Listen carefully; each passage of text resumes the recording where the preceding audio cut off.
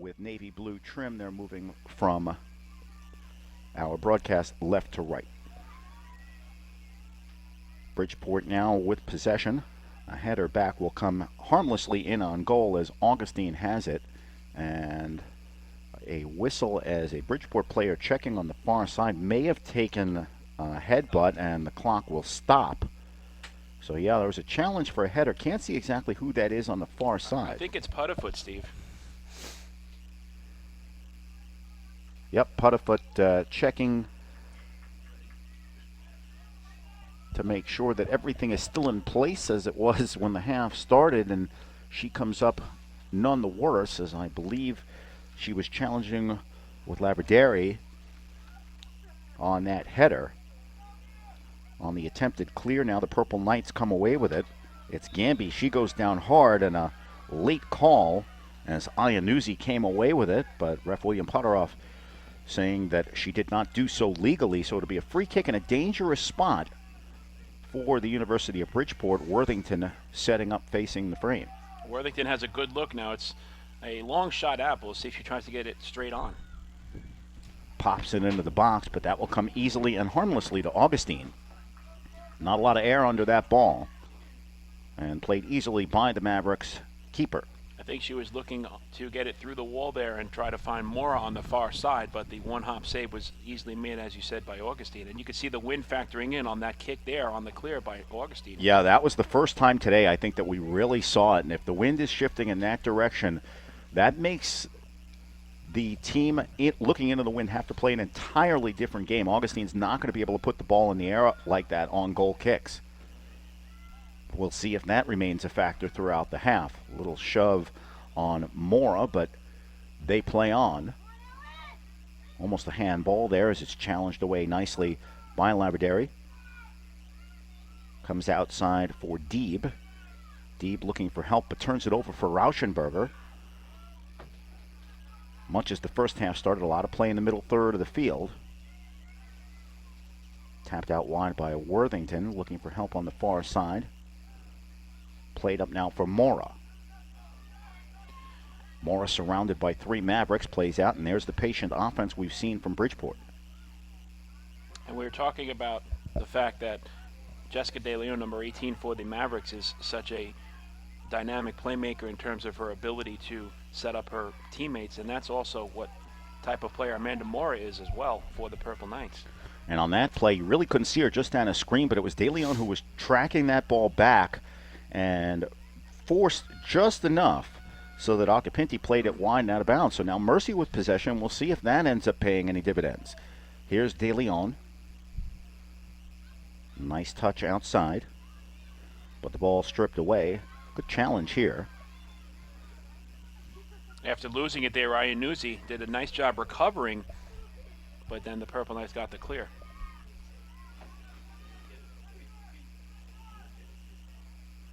Seems early on, Steve, that the pace of the second half is very similar to what it was in the first half in the early stages as well. Each team just still trying to, in essence, get a feel for one another and just create an odd player rush down the offensive side. And, you know, we're talking about one goal could be the difference, but haven't seen an overly aggressive side early on either part thus far in the second half. And again, I don't think either coach was going to be disappointed with his team's performance in the first half. Each team played extremely solidly in their own end, and that's what you've come to expect from these two. Bridgeport has been the more offensive of the two of late because they've just been filling the net in bunches, but they are also content to play a tight, low-scoring game, and that's what we've seen thus far. It doesn't get much lower than 0-0, and that's what we have as we're about 5 minutes into half number 2. Steve, I'm sure that a lot of the fans can't necessarily see it. Every once in a while they can, but it is starting to rain a little bit more significantly here in Dobbs Ferry as well. And, you know, that puts the pressure on the goalkeepers because that wet soccer ball, if you cannot secure it on shots on goal, it creates second chance rebound opportunities, even though they've been few and far between thus far. A frustrated Samantha Longo loses that one over the sideline, so Bridgeport with the throw. And it's a good point, Mike. The conditions have been pretty good thus far as Mora takes a tumble and draws the call. Longo called on the foul. And also, as you mentioned, the physical play starting to pick up a little bit. Could be a little fatigue, could be a little of the tension of the moment starting to kick in.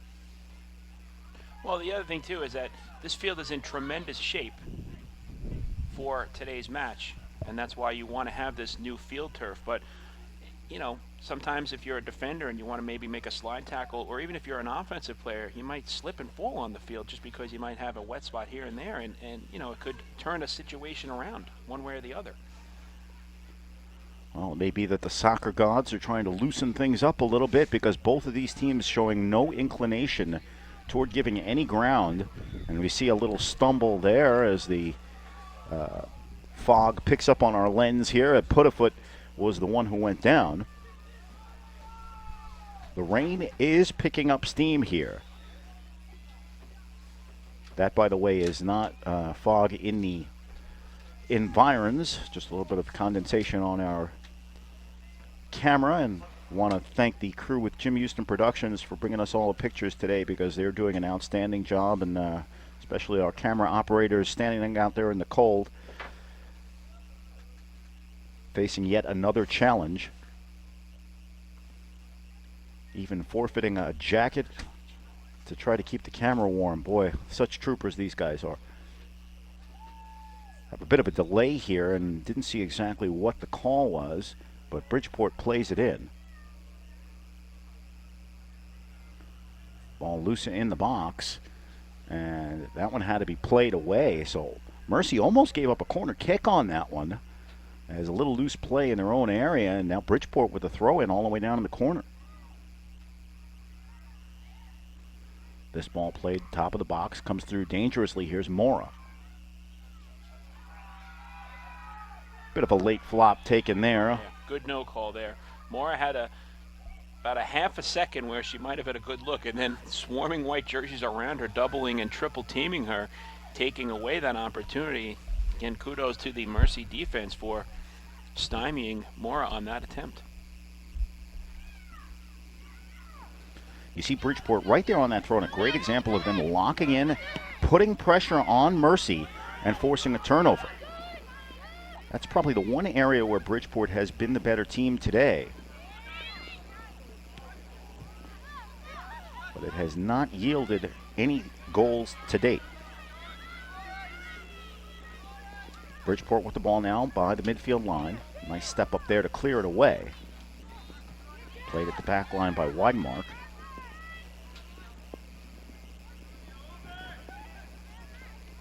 And there, Steve, you see a couple of one-touch passes on the give and goes. Yep, Carlson in the middle of that, and she's been there a few times as Mora.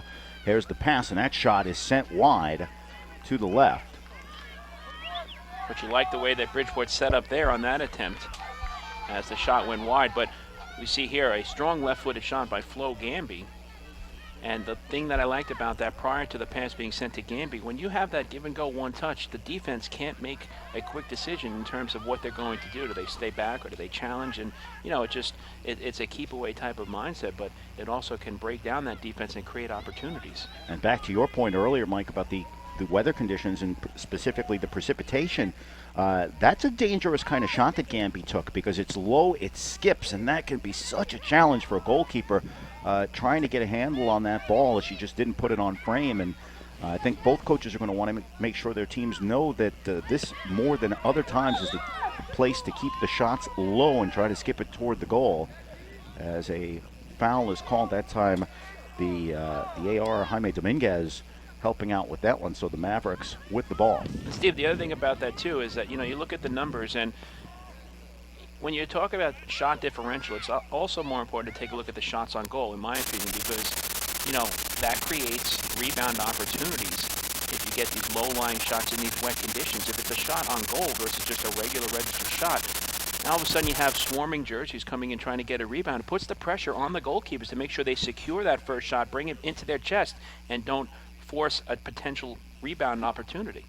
You saw De Leon there with what looked like a potentially dangerous challenge, but she was quickly double-teamed and sent the ball long. And it goes without saying that she hasn't had a lot of room to work with. No one really has had a lot of room to work with out there today. Putafoot's probably been the more dangerous of the players on either team, as the Mavericks now trying to retain a little bit of possession. Cochran plays it back and sets up the Maverick offense. Poor ball sent in there and taken away by Worthington. Longo now up the sideline looking for Mora, but she can't track her down. It was, however, played over the sideline, so another throw in for Bridgeport. Mengele in quickly. Nice deflection there, actually, as it was sent off Mora. Didn't see who made that play for Mercy on the far side, but well played defensively. Mavericks take it back, but again, they quickly turn it over as Bridgeport putting some pressure on. Steve, in the first half, we were talking about that one-on-one matchup that we'll focus on between Jessica De Leon and Ashley Berg for Bridgeport and Mercy, respectively. Also, in the second half here, it'll be interesting to keep an eye on both Amanda Mora and Danielle Putterfoot, as they are going to be challenged against Lavaderi on that's the right far side of the field in the second half. Boy, De Leon sent a nice ball in here. Now it's dangerous, but sent into the box and cleared away by Worthington. A bit of a mishit, though. It's still up in the air, and a challenge by the Mavericks. Mercy in the attack zone here, trying to put the pressure on. And that was Hickey who sent it back. Lavaderi's pass is cleared away out of the box. Long shot is right on goal, and Acapinti catches it to the chest easily. But I like that look that Mackenzie Cochran got from way out, near about 30 yards or so, but the shot came straight on. She may have had a little bit of a chance to go a little further up towards the goal, but she fired the shot on, and Acapinti made the save. Yeah, it was well struck, and Cochran with a strong foot there. It was just right on the middle of the frame, and not a hard save for Acapinti to make. But once again, as we watch people sliding down the hill here in front of us, the conditions are not optimum, so nothing to be lost by putting a ball on cage there. That's what I like about that. It's a shot on goal, and you force the hand of the goalkeeper Acapinti. Now the freshman stepped up, but you know it puts a lot of pressure on both her and the defensive unit for the Purple Knights. But once again, you're almost doing the keeper a favor by putting that ball chest high. If you skip that on the ground, boy, what a tough shot that's going to be for anybody to play right now. As we're watching both teams struggle a little bit with footing. Looks like the rain has stopped here, but still going to be a little slick out on the pitch at Mercy Field. Nice step up there by Cochran, but she can't come away with it. Here's Sorquist. Sorquist came in as a substitution in the first half and starts the second half. She plays the ball on goal, and Augustine easily corrals and will try to set her team back on the offense. And Sorquist was trying to set up more there, and you could see that Danielle Putterfoot putting her arms up in the air, saying that she felt like she was rather wide open on the far side, but she could not get the ball. Keeping an eye on that punt there by Augustine, and the wind not a big factor there, so it may have shifted again.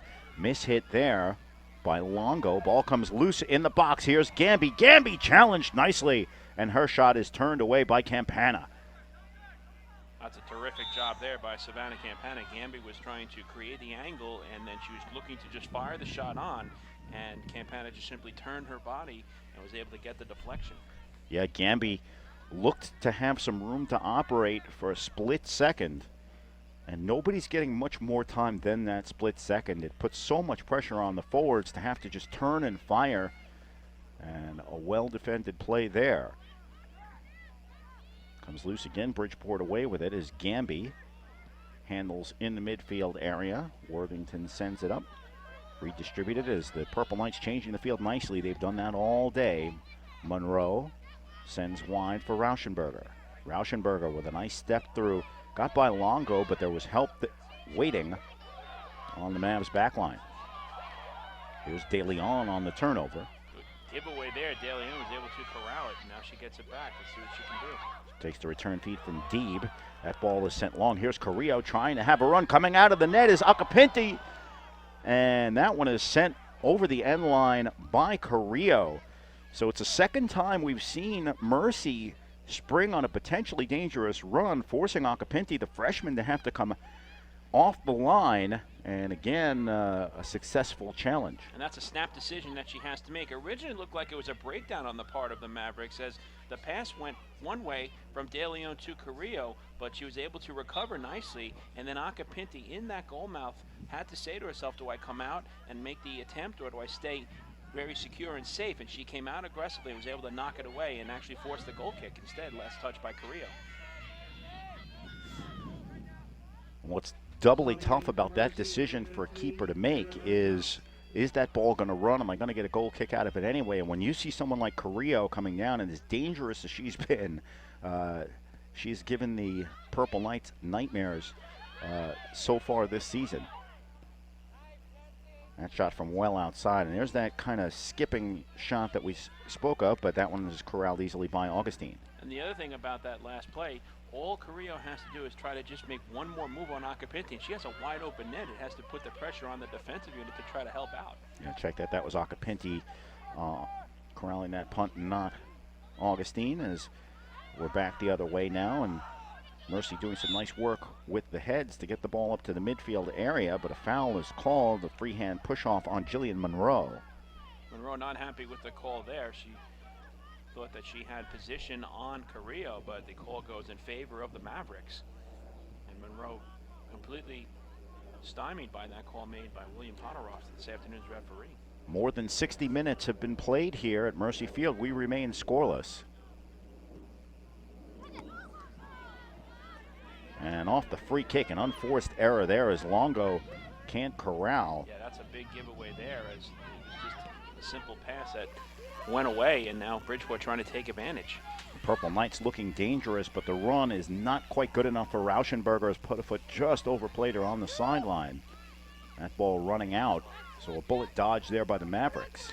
We're going to have to keep a close eye on Rauschenberger in this second half, because she is also a very good playmaker and kind of a player that's off of the radar in terms of the offensive success that Bridgeport has, but she can create several opportunities, and if you leave her open, she also has a strong right foot, and she can score from 20-plus yards out.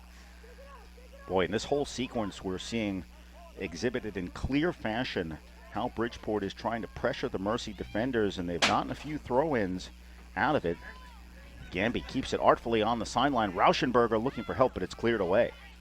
You can see there, Carrillo trying to get to the ball, but it's too far, and Widemark is able to keep it on this side of the midfield stripe. Mercy just turns it over quickly, as Jonathan Feinstein, the coach of the Mercy Mavericks, will want his team to be a little bit more patient with the ball. You're playing with fire if you're just going to keep handing possession back to these Bridgeport Purple Knights. A nice step up there, and that one's cleared out.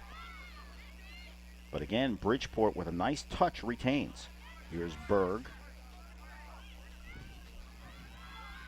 Sends to the right side for Mengel with a run. Mengel, corner of the box, crosses it through right on goal, and Augustine makes the easy catch. But I love what Mengel did there. She had possession behind the midfield stripe, and she just kept going and going and going. Nobody was challenging her, so finally she saw that she had a good look at the goal mouth right from outside the 18-yard line and fired the shot on, but again, Augustine is there to make the save. But I like the mindset there. She didn't force the issue, and if she said nobody's going to challenge me, I'll keep moving up from that back line. And it may be a matter of the conditions at this point, because a lot of times as a coach, you'd like to see a player make a back post run and have that cross put through the box, but you know what? Hey, it's a little slippery, a little wet. We're not getting a lot of chances. Let's just put it on net and see if we can get a break. But Augustine right there to make the catch. And she really did have a good look, Stephen. In fact, she might have even taken that shot a little too soon. She probably had some more room to run, but she was able to get the shot off. But I just like the way that she was forcing the issue up from that back line for Bridgeport. Mackenzie Cochran sends this goal kick up, and a foul is called on Bridgeport. You know, and it goes back to the point we've been making about everybody, I think, is just so conditioned that they have no time to operate right now, and that may speak a little bit to the urgency in getting that shot off. Interesting, too. Just a simple goal kick that was taken there by Cochran, but you notice, Steve, not taking the kick was Augustine. She usually is the one that takes those goal kicks for Mercy. Nice head on as De Leon makes a run, but it's cleared out of the back line by Berg. Nice support here. Chipped into the box. De Leon having a run, but is offside. Carrillo chipped that into the box for De Leon, who looked like she had a chance, but was just a bit offside. And again, that's a testament to the defensive unit of the Purple Knights. They knew exactly where they were, and it looked like that it was going to be a scoring opportunity for De Leon, but the reason why she was so wide open is that she was offside. We saw Bridgeport's backline trap early on and catch the Mavericks looking. Mavericks have made a nice adjustment to that, but that time the defense stepping up in tandem and forcing the offside as the Mavs have it on the far side. And that's the thing about both of these teams. You know, Bridgeport and Mercy, so dynamic offensively, averaging just over 2 goals per game this season. But, you know, it's so difficult when you have two defensive units that are so successful in both of these teams as well, because they know exactly where they need to be, and it's going to force the hand of the offense. And if these players cheat up, they know they're going to get simple offsides violations. So you really have to be selective in terms of how you're going to set up and where you're going to be on the field to make sure that you don't get called for those flags. And both teams have offensive threats. Of course, the way to beat that, there's a couple of ways. Either dribble through, which you could see a player like De Leon easily do that, or play a good through ball and have a run. And someone like Putafoot is well equipped to do that. So if the goals are going to be scored in this game, that's the way they're going to be. Right now, we're almost midway through the second half, and we haven't had any markers put up on the board yet. If regulation ends tied, we go to overtime. It would be 2 10-minute overtime periods. Golden goal ends the game. And should that end tied, then we go to the dreaded PK. That's a long way off here as we approach 24 minutes to play in half number 2. Bridgeport with the throw-in. We remain scoreless. Shots are 13-5 in favor of the Purple Knights at this point in the match. Putafoot heads it up, and now a challenge at the near side as Cochran sends it out. And they're calling that off Bridgeport. Looked like that was off Cochran's head, but the official saying that it hit Bridgeport last.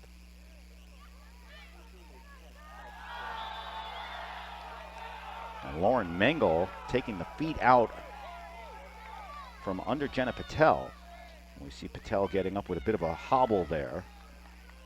Here's a good opportunity now, Steve, for the Mavericks. The shot will be taken from just outside the 18-yard line. Now you can see the wall that is being set up by Bridgeport, and they have to give 10 yards from the spot of the ball, so it'll be interesting to see what Mercy does. Do they try to take the shot straight on, or do they chip one over the wall and maybe get an opportunity for either Carrillo or one of the other players as well? As you may be able to see, this field is also marked for football competition. That's the white line, so 10 yards should be pretty easy to mark off here, as no white foam needed, as we saw in the World Cup recently. Big opportunity here as De Leon looks like she's set up to strike it. I believe that's Cochran behind her. Now here's Cochran stepping forward. Steps over it, and Putafoot stepped in too soon. That ball wasn't touched, and she's going to get a card for that. Well, she's saying that the ball was touched, and now she is going to be assessed the yellow card. And it looks, Steve, like it was just a decoy play on the part of Cochran going over it, as we saw there on the replay. She simply jumped over the ball, and Putafoot took the bait and was called for the violation. She thought that Cochran touched it, but she did not. She jumped over it, setting up De Leon, and Putafoot came in. So that's a really nice decoy play on the part of the Mavericks there. And Putafoot got called for the yellow card there. Yeah, we got a quick look at that first replay, and I think Putafoot was coming in even before the free kick was, the decoy was taken. So she was on her way in way too early, and I don't know that was the desired result was to draw a yellow card, but it certainly did that. And now referee William Potteroff having a chat with the Bridgeport wall. Steve, this is going to be real interesting to see what Acapinti does here. You want to make sure if you're Bridgeport, you try not to screen her on this good look that'll be taken straight on just outside the 18-yard line by De Leon. De Leon steps over again. Cochran puts it top corner, goal! Directly off the free kick. That time the decoy worked. Mackenzie Cochran has given the Mavericks a 1-0 lead. Second time here on the replay, Steve, off of the free kick. We'll see what happens. De Leon looks like she even fooled me. I thought she was going to be taking the kick, as the official here, Potteroff, is telling the Purple Knights players to give the respective 10 yards. And it looked like it was going to be De Leon. And watch what she does here. She simply jumps over it again, and right behind her is Cochran, and she fires a shot, and it looked like it may have clipped the crossbar and found the back of the net. A huge goal for the Mavericks. Second time works for them on an identical play that they set up the first time following the yellow card by Putafoot. It's a huge goal for Mercy. They're on the board first. So the Mavericks with a 1-0 lead. We approach the 20-minute mark, and the complexion of this game changes immensely as Putafoot takes a bit of a dive there, but she was contacted, draws the foul. We'll see if we can get one more look on that goal scored by Cochran. It was just a beautiful play. Again, a decoy play. As we see it one more time, watch De Leon. She is showing everybody that she's going to take the kick. And you have to respect her because she is so highly skilled. Absolutely, and for the second consecutive opportunity, watch what happens here as De Leon sets up all the Purple Knights players thinking she's going to take it, and all of a sudden, bang, she jumps right over it, and behind her is Cochran. A perfectly placed shot, absolutely nothing Acapinti could do, and the Mavericks strike first. And Bridgeport had a free kick inside the midfield line, but it was sent on one hop easily to Nicole Augustine, who puts it up. And right there again, we don't see the wind playing a big factor as it looked as though it might early in the half. Well, the complexion of this game has changed. Bridgeport has scored a lot of goals of late. It is only the second goal they've given up in their last 7 games. As that one's played out, Bridgeport will have an opportunity. The only other goal they'd given up was at the end of that game, the post, with less than 20 minutes to go. But right now, Mercy, and this is the way they've played all year. They have gotten what they've needed to get. They've gotten the goal when they've had to. Here's Carrillo in the corner. She tries to play it into the box. Dangerous there, and it comes loose, and it's played over the end line. So Mackenzie Cochran, Steve, one of those 5 Mavericks players that is in double figures in scoring. She picks up her 7th goal of the season, and point numbers 15 and 16, and that was just perfectly placed into the upper right-hand corner. Absolutely nothing that Caitlin Acapinti at 5'3", she used all of that 5'3" frame to try to knock the ball away, but she could not. And again, I think on the replay, it might have caught a piece of the crossbar and then landed in the back of the net, but a great opportunity taken by the Mavericks. They jumped on it, and I have to tell you, that was terrific. I did not think that they were going to do that again. I knew on the first one you got the yellow card on Putterfoot, but from our vantage point, I think everybody thought that De Leon was going to take that free kick. Well, and I think you're also, as you said, Mike, I think that there's a bit of a screen. It's such a challenge for the goalkeeper when you have that wall that close in front of you.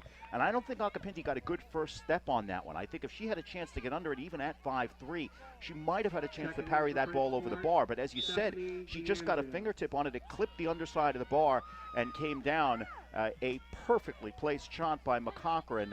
And if that ends up being the deciding goal of this game, certainly a worthy one put in by the Mavericks on that play. Foul called on the Mavericks. So now Bridgeport will come into a much more aggressive posture as Magnus Nyrod's team. He feels they're on the bubble, that if they don't win this game, that there's a pretty good chance they're not going to get a bid to the NCAA. So the conference championship and a potential postseason bid is on the line. The winner of this game gets an automatic bid to the NCAA Division II Women's Soccer Tournament, as that one's played away by the Mavericks. Steve, like we were talking about, you wonder now if the back line of the Purple Knights is going to move up a little more aggressively. Yeah, you saw Rauschenberger there as Putterfoot plays a dangerous ball through the box, and that one's just missed at the far post.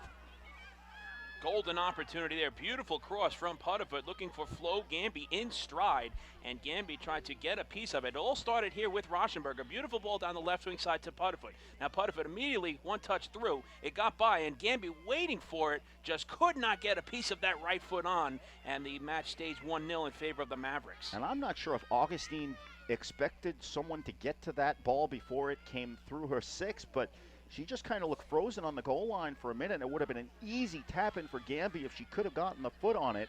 So a big opportunity there. It's the third real good chance that we've seen Bridgeport have today, and yet they've come up empty, still trailing 1-0. Purple Knights again trying to parry on the offense, and that one is called for a handball.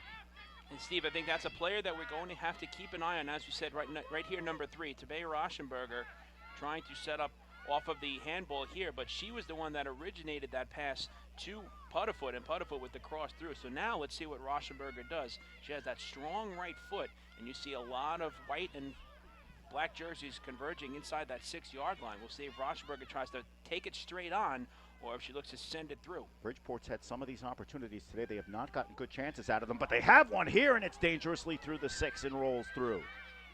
2 good opportunities for the Purple Knights within a matter of minutes, and that one's tapped out on the back line. And you saw there Rauschenberger did try to send it through the box, that she was able to get it through beautifully, but once again, just oh so close was Bridgeport, and they could not cash in. I think if there's one thing Magnus Nylund will not be happy with from his team, they've had a couple of opportunities, a corner kick, and a few set pieces. They have not gotten the most dangerous chances, but they had one right there as the ball comes loose at the midfield area, and here's Patel. Hands off for De Leon. De Leon playing the outside run for Labdiri. And that one is played wide. Bridgeport with the throw in. De Leon gets a good piece of that one. Challenged up at the midfield line by Iannuzzi. Bridgeport's Worthington comes away. And she switches fields nicely here for Rauschenberger. And you know, obviously, now the more aggressive approach has to be on the part of the Purple Knights. And how aggressive are they? Is there a sense of urgency here with just under 16 minutes remaining? Do they bring those backline players up? It's a gamble because of the fact that this is such a dynamic offense in Mercy. But I think you have to start thinking that way if you're Magnus Nylund. Mora plays a ball well off target, looking for help. It comes loose to Patel in the midfield. And that's sent up the sideline. Good play by Rauschenberger there, cutting off the angle on Carrillo and keeping it in bounds. Well, if Jonathan Feinstein had a timeout that he could talk to his team, I think what he'd want to tell them is that you want to keep playing a good defensive posture, but you do not want to sit on a lead against a very potent offense for 20 minutes, although it's worth saying that this is just a posture that Mercy's done well at. I mean, they're a good, strong defensive team, and their record bears it out. There's a reason they're 15-2-1 overall. Bridgeport trying to find a way through the vaunted Maverick defense, but to this point they trail 1-0. Outside it was Sorquist looking for help. Again, Bridgeport patiently changing the field as Rauschenberger sends it in. Sorquist will chase this one down. Carrillo pesters her at the far sideline. Worthington. Into the corner, that one's turned back as Gamby has it. Nice sliding tackle. Pokes that one out of bounds. Good hustle there on the far side by Stephanie DeAndrea, keeping the ball in bounds. Now she gets it back on the pass from Gamby, and her shot goes a little too far wide. But you could definitely see right now that the pressure is on Bridgeport and the sense of urgency that they're feeling. DeAndrea has been on the back line, and now she's coming up along with Rauschenberger. And what it does, it puts pressure on the defense for Mercy, and it creates some potential on-player rushes. But even though we've seen Bridgeport try to play that more pressure type of style, Mercy's defense right there showing tremendous composure. Not at all looking flustered or pressured. Here's Puddefoot. Sends outside for Sorquist. Sorquist challenged.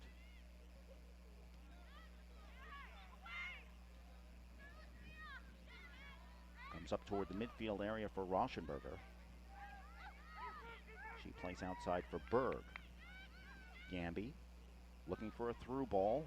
Mora can't make the run, takes the late dive, tries to draw the call, but nothing doing there as Mackenzie Cochran can now exhale.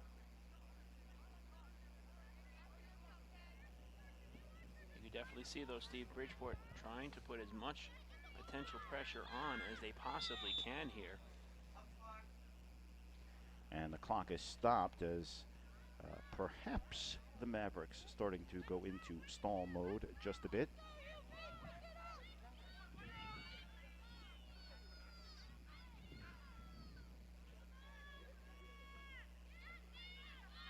Mackenzie Cochran's goal about 70 minutes into this contest is the difference maker right now as the Mavericks inside 13 minutes from their first ever ECC Women's Soccer Championship. Still a long way to go as De Leon now starts the offense up.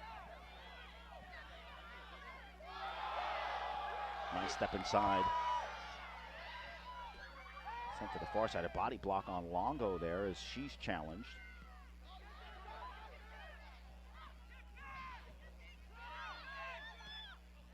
Steve, you can see, as you were mentioning earlier, Mercy not sitting on this lead. They know that this is a potent offense in Bridgeport, and they're trying to go for the insurance goal here that would put a ton of pressure on the Purple Knights. Patel now has it in the corner. She's marked by Berg. Patel sends it off Berg and gets a roar from the crowd, although it did rebound back off her, so Bridgeport will have the throw, and Mercy will try to lock them in their defensive third. You can see Ashley Berg begging for a soccer ball there, trying to get the quick throw in, and now We thought the throw was going to go in favor of Mercy. Yeah, that's always a tough call to make because there's such close body proximity, and that little bit of a deflection can be very hard to see who it goes off. Now here's De Leon in the corner. Now that's a traditional time waster in the late minutes of a game. Dribble the ball into the corner and try to make them have to keep throwing it out. I think it may be a little early for Mercy to start resorting to that game. But we'll see as De Leon that time draws a corner. Nice play there. Well, that's what we were talking about all match long, her field awareness. And that time she was able to get a little bit of an angle. It was cut off, but she saw that she wasn't going to be able to make a move and just said, well, let me get any sort of deflection. And she did, forcing the corner kick. So that's turning a more passive posture into an aggressive one as the Mavs take the short corner. Sent back through the box, headed away nicely by Berg.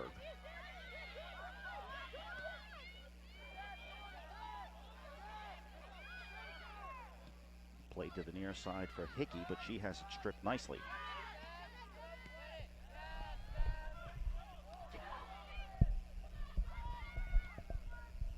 Now you can see Bridgeport looking to switch fields, just trying to use their speed, get it over the midfield stripe, and then create an opportunity. But Mercy's done a great job thus far, knocking balls away. I was just about to say that Bridgeport was showing some great poise to have the patience to change the field, but you could see a team is fatigued or that's getting late in the game. Watch the distance between the lines, and that time there was a long way between Bridgeport's midfield and forward line, and that pass is just not going to get there against the Mercy team like this. And that's a speedy Lauren Mengel going down the right wing side, and you talk about fatigue factoring in here, and I think she just wasn't able to catch up to that pass. Maybe in the first half she is able to do so, but she looks like a tired player out there right now.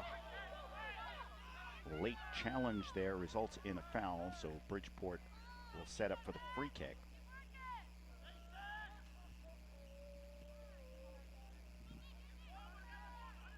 Sent back up near midfield. Here's Worthington looking for a challenge. Mengel trying to have a run, and that one's deflected out over the end line, and that will be a corner kick for the University of Bridgeport. I think Lauren Mengel heard me. It was saying to me that she does have the speed left. I was talking about fatigue being a factor there, and that she was able to get that ball nicely and force the corner kick. So well, you're going to get it in bursts at desperation time, and we've spoken of Bridgeport's outstanding run of late. They have possibly been the hottest squad in the league in recent weeks, but they have not had to play from behind. It's the one thing that coach will be happy about, as that one's tapped in by Gamby, but it's cleared off the line. And now, Steve, you can see the only player back is Lauren Mengel, so Bridgeport trying to get some more of their backline players up here to create those chances. And that's another great hustle there on the part of Tabia Rauschenberger, trying to keep the ball simply in play and then knocking it off the Mavericks defender, setting up another corner kick here. Big one coming up for Bridgeport. Yeah, and that time Augustine chose to stay on her line. I thought she might have been able to come out and challenge that ball and have the free pass opportunity, but she chose to stay in the net, and here's another chance for Bridgeport. A header is cleared off the line. Golden opportunity there. Yep, okay, it was cleared up. Sorry. For a second there, I had to look twice. Watch the replay. A great cross through by Rauschenberger, and it gets over everybody. And I think maybe it might have been Weidenmark who had the last chance opportunity there. But Mercy is able to keep the lead at 1-0. A great scoring chance for the Purple Knights. Yeah, it was headed twice, Mike, and I think the second one might have been Mora. And it just very hard. I thought Mercy cleared it out. It's a little bit of a tough angle here, and two golden opportunities there for the Purple Knights as they've had their chances but just have not been able to finish. I think you're exactly right, Steve. I was keeping an eye on Weidenmark's first head shot, and it did go towards Mora the second time on the redirect, and Mora just missed as Augustine had to go to her right, and luckily for her, the ball went too high. We almost had the equalizer here. Samantha Longo we see here on the throw-in, perhaps a little bit injured, but nonetheless, no one's coming out now if they don't have to. Checking back in for the Mavericks, Danielle Deeb. You may have heard Danielle Deeb has substituted back in for Mercy. And Steve, just getting back to that last corner kick opportunity, the first header was set up by Julia Weidenmark. You can see her now on the field. She's on the back line, so she came up aggressively on that corner kick chance. That's what Bridgeport has to start doing, because time is definitely a factor, and it's not in their favor. It's the ally for the Mavericks and the enemy of the Purple Knights. Yeah, inside 7 minutes to go, and you know the Purple Knights are going to have to start sending everyone forward as referee Ponderoff looks as though he's got the book out. Not sure who he called that one on.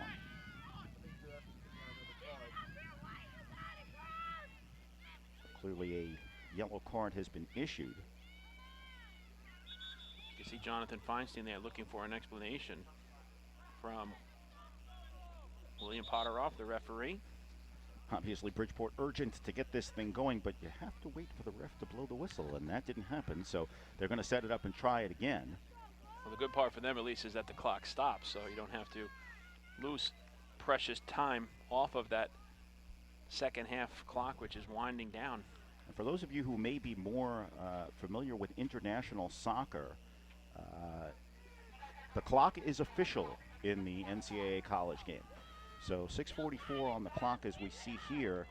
That's official game time. The stoppage time is not added on afterward, and that's what Bridgeport's got to work with. So it's very, very important for the official to motion for the clock to stop. He's not keeping it on his watch, and frankly, as a fan of soccer, I prefer that. I just don't like the officials to be able to dictate when the game ends, and this time it's on the clock where the whole world can see it as that challenge is taken away nicely, and De Leon's there to clear it away.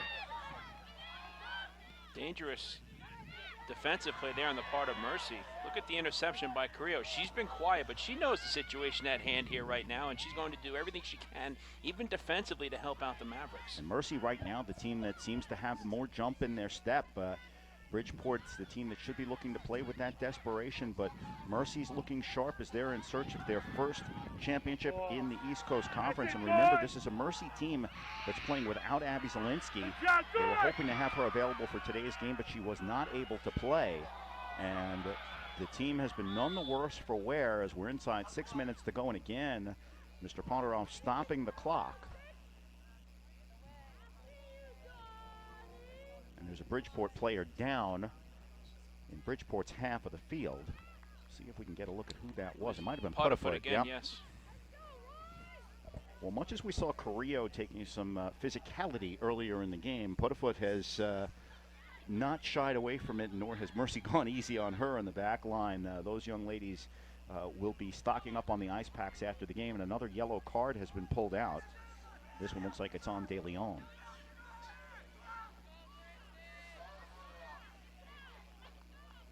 Another Bridgeport substitution at the table. Steve, you have to be thinking at this point that everybody is going to go up here offensively for Bridgeport. They have to send absolutely as many black jerseys in, throw everything at the Mavericks. Looks like Carolina Rico set to check in for the Purple Knights. Next opportunity. Right now they're going to have a free kick. Worthington pops it into the box. And it's cleared away nicely, and that'll be a goal kick. Actually, it was cleared off Bridgeport. I think that was Weidenmark, I should say, who was in the area trying to create some havoc. But Mercy now will have a chance to milk the clock just a little bit more. And Bridgeport is looking to get a substitution here, and they're not able to get one. They got it, on the end-line ball. Well, right there you see Mackenzie Cochran, number 16. And she is the heroine of the day for the Mavericks. If this score holds up, she scored the lone goal at about the 70th minute on a perfect set piece off the crossbar.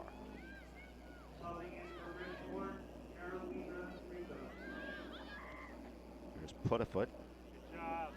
Again played away. Boy, this Mercy backline has been rock solid as we're inside 5 minutes to go.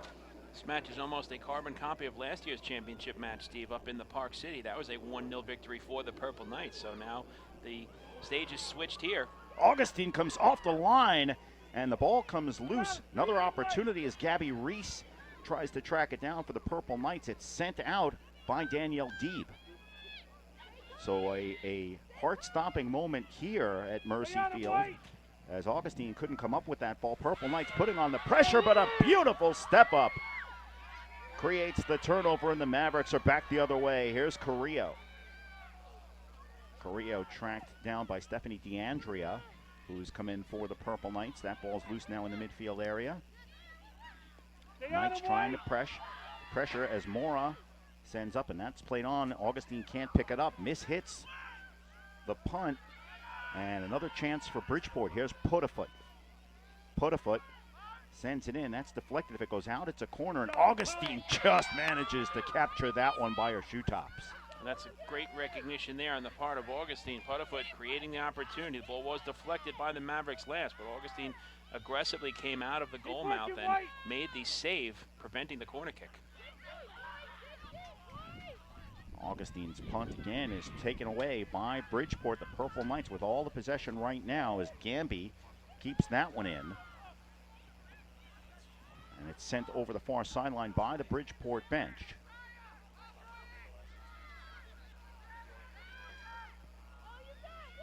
That one's played dangerously into the box. A header by Mora is cleared out.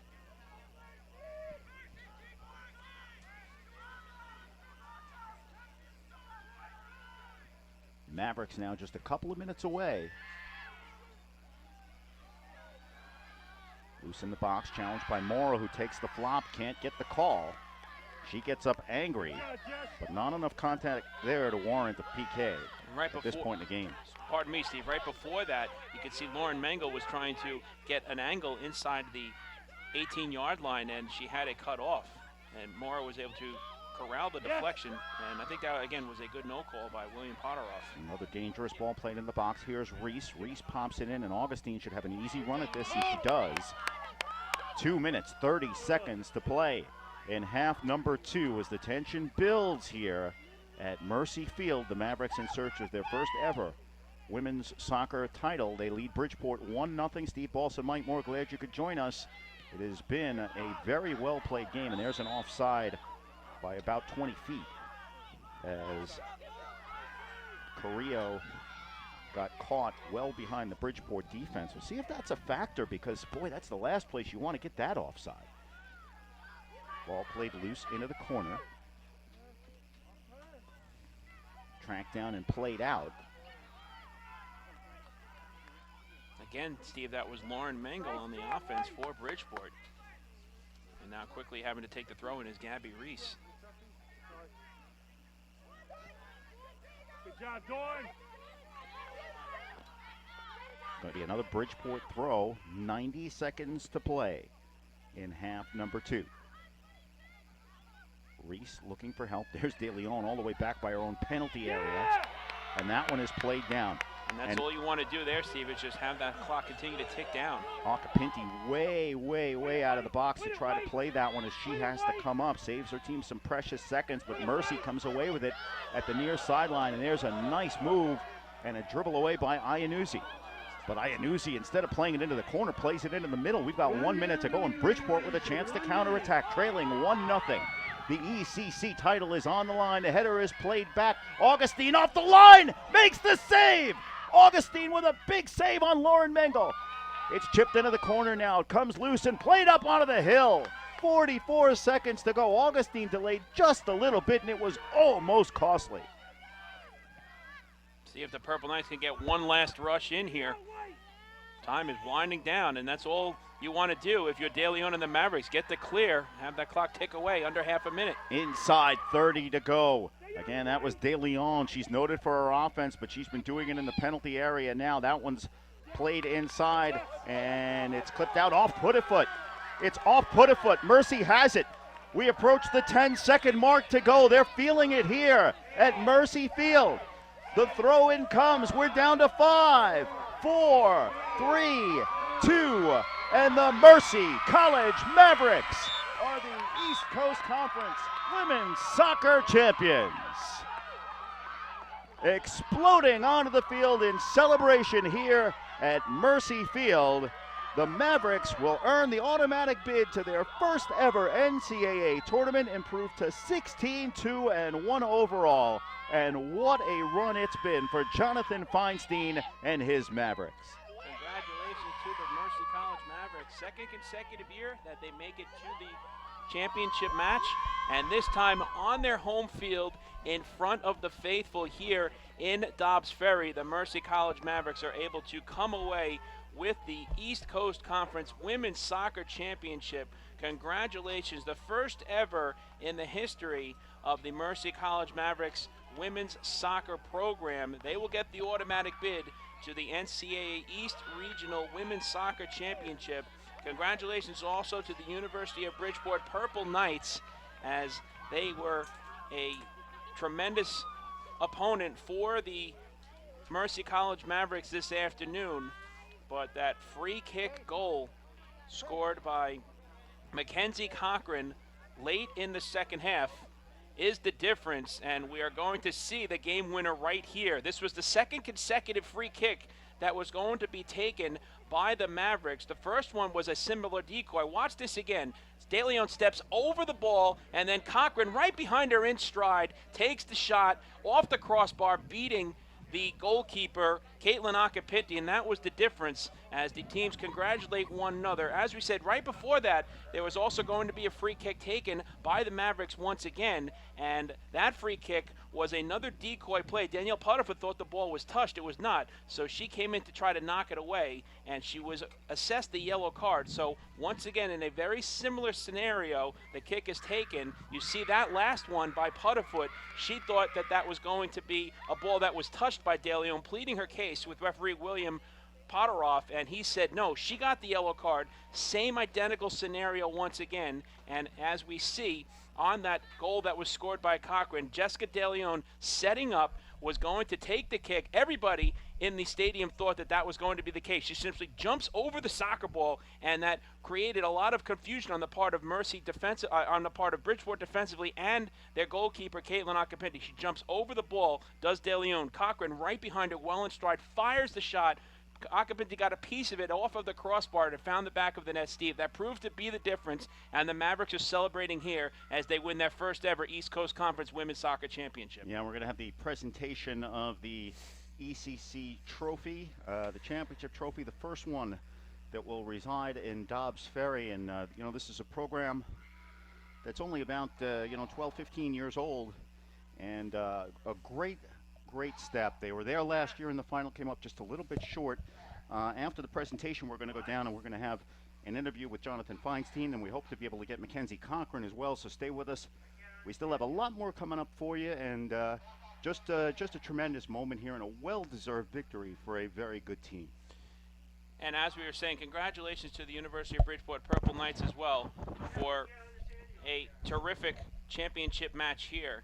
And it just came down to one simple free kick. We were talking about both teams playing their style throughout this entire match, and the one free kick just outside the 18-yard line proved to be the difference as the Mercy College Mavericks continue to celebrate. They'll have some hardware to put into the trophy case here in Dobbs Ferry, their first ever ECC Women's Soccer Championship. And Steve, looking forward, now that they have the automatic bid, as we were saying, the fate of the Purple Knights is in the hands of the committee, but you really have to consider the Mercy College Mavericks as one of those teams in that East region of the NCAA Women's Soccer Championship tournament that is going to make some noise come next week.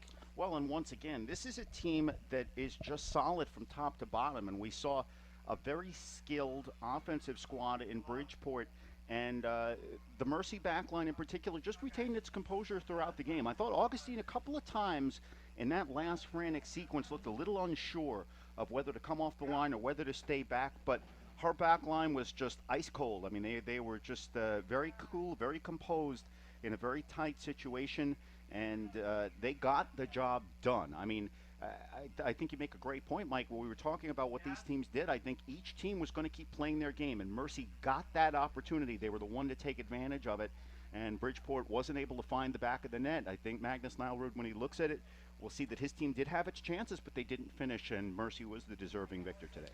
And what better way to celebrate your first ever conference championship than here on your home field in front of the faithful Mavericks fans here. And the greatest feeling in the world, Steve, as you can see, is those players being handed their championship t-shirts. They're about to get the banner and the trophy presented to them as well. And you can't imagine the emotions that are going on the part of Jonathan Feinstein and his coaching staff and the Mercy College Mavericks as well. And I think it's also very interesting, Mike, to follow the progression. A couple of years ago, we were on hand at the University of Bridgeport when they suffered a very, very tough final loss to Dowling College. It was actually Putterfoot in that game who had a PK opportunity, wasn't able to convert on it. Melissa Guglielmo, the tremendous goalkeeper for Dowling, was able to turn it aside. And that was a tough, devastating loss for Bridgeport on their home field. And then Bridgeport came back last year and found a way to get it done. And I think that's the role reversal. That's the role that Mercy was in this year and having the opportunity on their home field. And how about the challenge on the part of Jonathan Feinstein towards his Mavericks team this year? Last year, the game was a team, again, a rematch this year. Last year in Bridgeport between Mercy and Bridgeport. Bridgeport won 1-0. Mercy had a chance to tie it on a penalty kick, and they could not score that. And the end result was a 1-0 victory at home for Bridgeport. This year, it's a 1-0 victory at home for Mercy, and there it is. That trophy says it all. East Coast Conference Women's Soccer Tournament champions, the first one ever in the history of this program. And you'll see the Mavericks getting to pose with the Women's Soccer Championship banner as the paparazzi's out on the field to take the pictures. And if you want to see the end result of that, by the way, you can log on to eccsports.org and catch all the latest about today's game and the ECC in general. You can also follow the progress of the Mavericks throughout the NCAA tournament, and presumably LIU Post we think would still be there. I think it's going to be very tough for Bridgeport to get another at-large bid for the conference in this case, but again, ECC Sports is the place to go, eccsports.org, and you can follow all the progress of the Mercy College Mavericks, who are decidedly and understandably giddy at the moment. And you know that right after their loss last year in the championship match in Bridgeport to the Purple Knights, that off-season training began, and their focus was on 2014, and they worked so hard all season long to get this home match here in the championship, thanks to the help of the Purple Knights defeating LIU Post, the top seed, and it really paid off for them as Mackenzie Cochran is presented with the Most Outstanding Player trophy as well. And you know, that's something that we didn't really touch on today, Mike, is that not only did Bridgeport upset LIU Post to knock out that number one seed, but this game would have been happening on Long Island today if Post had held serve. So they also saved Mercy a chance to win it on their home pitch. And it's important too because the Mavericks now with this victory at home are 9-1, so they obviously have proved why they are such a good team here on their home field, as you see the Most Outstanding Player trophy being presented to Mackenzie Cochran by Leslie Brush, the senior women's administrator here at the East Coast Conference, and now she gets the congratulatory hugs from her teammates. Nothing but smiles on the part of the Mavericks. That picture says it all. The t-shirts, the most exciting feeling in the world when you get handed those t-shirts by Casey Rafferty, the director of media relations here at the East Coast Conference. East Coast Conference champions, and they get the trophy as well. As we said, the first time the hardware will be in the trophy case here at Dobbs Ferry. Congratulations to everyone here on the part of the Mercy College Mavericks, Jonathan Feinstein and his entire staff as well, and all of this Mercy College Mavericks roster.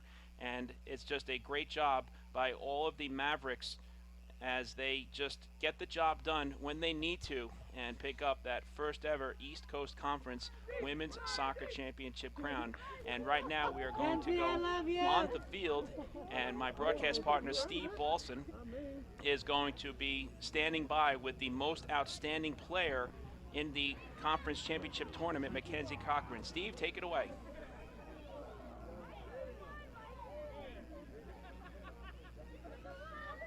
Steve Balson here down on the field in the wake of the Mercy College Mavericks 1-0 championship victory over the University of Bridgeport in the ECC Women's Soccer Final. Joined right now by the tournament's most outstanding player, Mackenzie Cochran, as well as the coach of the Mavericks, Jonathan Feinstein. We're going to speak with both of you. Mackenzie, first of all, walk us through the goal-scoring play, and how was it also set up by the yellow card that happened before it? Well, we got lucky on that foul, and then we had a play set, and we just decided to go with our heart and take it. And I was so nervous, but we have been practicing so much that I just knew it was going to work out, and it was the greatest feeling. Do you guys call that play on the field, or does that come in from the bench? We had worked on it. It kind of came on the field at the last minute. We did decide to do what we did. Any thought of changing it all after the yellow card was issued, just to give them a different look? Yes, we did change it up, and I'm very happy because we scored, and this is the greatest moment ever. So what was the original play? What were you guys supposed to do? Because it looked like De Leon faked on the first one, and it looked like she did on the second one. What was the difference? We just decided to switch up who faked it first, and we finished. Well, Coach Jonathan Feinstein, an outstanding return to the finals. How did last year's game, or did last year's game play at all into what went into this game today for you guys? Definitely. You know, I think the girls, myself, wanted to win that game. A little revenge factor from last year, and heartbreak for one person last year, and triumph this year. I mean, I'm so happy that she scored the goal, especially after last year, and redeeming herself and redeeming the program and winning the conference championship for us. The first half of this game, it seemed like both teams were playing the kind of defense that you'd expect. Did you have anything to say to your team during that halftime break? I don't know if I can use a language on TV that I use in the locker room, but I kind of just implored them that we had 45 minutes to go and the championship was ours for the taking. And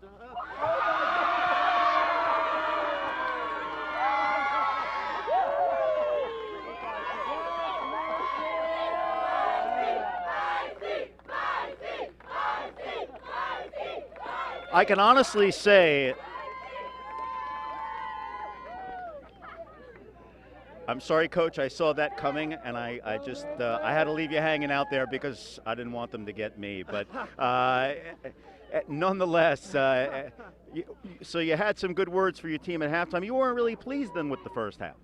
I thought there was a lot more out there to give, and knowing the way we can play and when we're at our best, and I think we showed it definitely in the second half. And I'm just so proud of the team, so proud of the girls. I thought that the second half was just all about effort, heart, desire, and they definitely proved it. And the preparation begins for the NCAA tournament.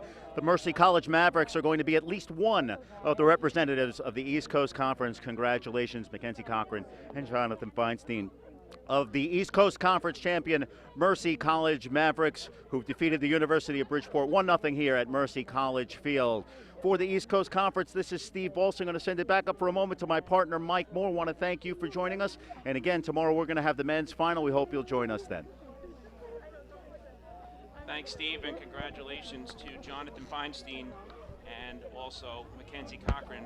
We appreciate them joining us here in the post-game show. That has to be a rather cold Gatorade shower that Coach Feinstein received, but I'm sure he is more than happy to receive that. All smiles around here as the Mercy College Mavericks win their first ever East Coast Conference Women's Soccer Championship. A reminder, tomorrow we go to Old Westbury, New York on Long Island and bring you the East Coast Conference Men's Soccer Championship match. The Battle of the Boulevard, these first-seeded New York Institute of Technology Bears host the second-seeded LIU Post Pioneers. Kickoff in that match is scheduled for 1:30, and we'll have complete coverage of that match right here on ECCSports.org. So that's going to do it here from Mavericks Field on the campus of Mercy College in Dobbs Ferry, New York. Once again, our final score this afternoon, it was the second-seeded Mercy College Mavericks 2-1 and the fourth-seeded University of Bridgeport Purple Knights 0. Congratulations to the Mercy College Mavericks. They are the 2014 East Coast Conference Women's Soccer Champions. For my broadcast partner, Steve Balson, and the rest of our entire crew here at ECCSports.org, I'm Mike Moore saying thanks for watching. Enjoy the rest of your Friday afternoon. Have a great weekend. And so long from Dobbs Ferry. Congratulations again to the Mercy College Mavericks. They are the 2014 East Coast Conference Women's Soccer Champions, their first championship in women's soccer history. Congratulations again to them, and we'll talk to you again tomorrow from Old Westbury for the men's championship match between NYIT and LIU Post. Have a great Friday afternoon, everybody, and so long from Dobbs Ferry.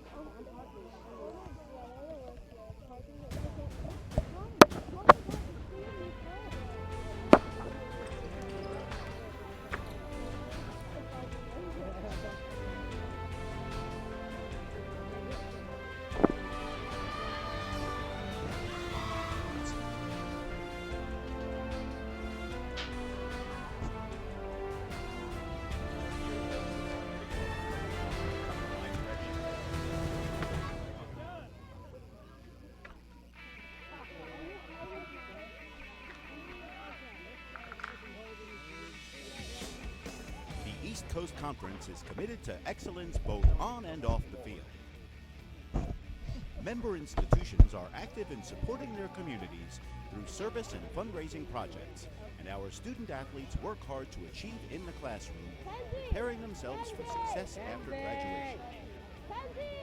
The ECC home to 21 national championship teams, currently provides 17 championships in 10 sports, and is committed to creating a positive game environment for all.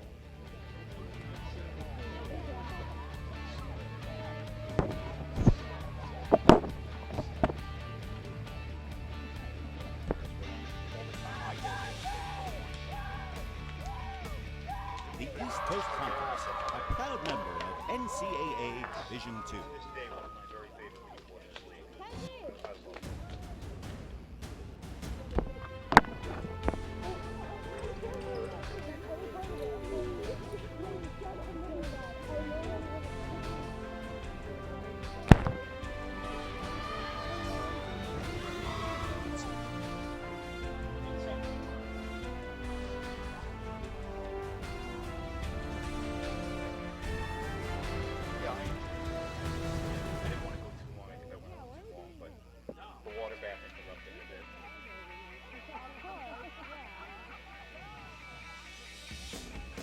The East Coast Conference is committed to excellence both on and off the field.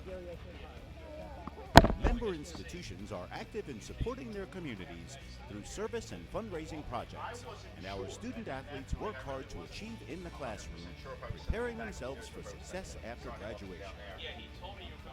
The ECC, home to 21 national championship teams, currently provides 17 championships in 10 sports and is committed to creating a positive game environment for all.